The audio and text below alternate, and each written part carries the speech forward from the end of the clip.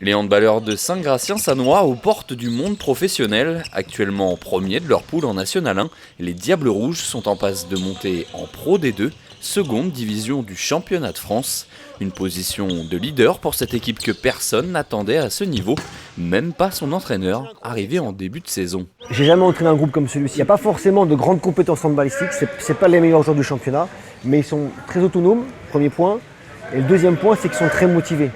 Et ils bossent super bien à l'entraînement. Et comme je ne connaissais pas ce groupe, à chaque fois, j'ai poussé le curseur pour les pousser à bout. Et même sur les matchs difficiles qu'on n'imaginait pas forcément des matchs coup près, on les a joués avec beaucoup d'audace et on s'est testé à chaque fois. Et puis du coup, ça nous a mis premier, mais presque malgré nous. On a juste cherché à nous tester, quoi. La formule du coach a porté ses fruits et sur les 21 matchs de championnat disputés, les Diables Rouges comptent 17 victoires. On met beaucoup d'intention en défense, on piège beaucoup les adversaires. Mais surtout, là où on est les meilleurs, c'est pas forcément en défense, c'est sur l'enchaînement défense, montée de balle. On met beaucoup de rythme. On est une équipe très très offensive. Je crois qu'on est l'équipe la plus offensive du championnat. Faut pas dire la plus offensive de la National 1. Donc on va chercher à mettre en place un style de jeu très engagé vers l'avant, très audacieux, avec beaucoup de continuité. Et pas se prendre la tête, chercher à piéger en permanence l'adversaire. Les qualités du club ont été remarquées. En février dernier, le Saint-Gratien-Sannois Handball est devenu premier partenaire de la section handball du Grand Paris Saint-Germain. Le PSG Hand trouve qu'on a une formation qui est vraiment optimum à Saint-Gratien et sans doute la meilleure de la région parisienne pour eux. D'où le fait qu'on se soit rapproché et qu'on ait passé cet accord.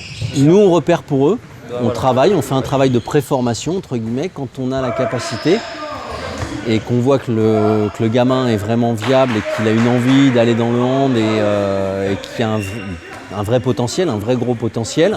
On commence à travailler avec eux, à faire du travail en commun pour qu'ils puissent intégrer le centre de formation du Paris Saint-Germain derrière.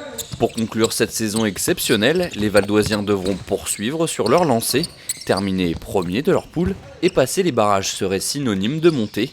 Si les joueurs adverses ne vont pas leur faciliter la tâche, les Diables Rouges pourraient buter sur un autre obstacle. Sportivement, aujourd'hui, on s'est monté. Financièrement, c'est très compliqué parce que ça demande des budgets énormes.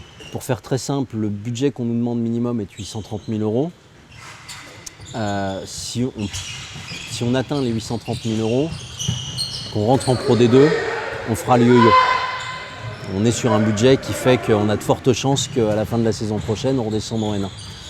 Avec un budget d'1 million, ça nous permettrait de structurer vraiment comme il faut le club, d'avoir une vraie assise, un vrai groupe et surtout des vraies structures en dessous qui nous permettraient effectivement de pouvoir maintenir et d'avoir un vrai travail à long terme sur la Pro D2.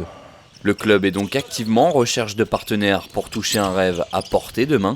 Mais avant, il faudra se concentrer sur l'aspect sportif et battre le club de Vernouillet en dernière journée du championnat.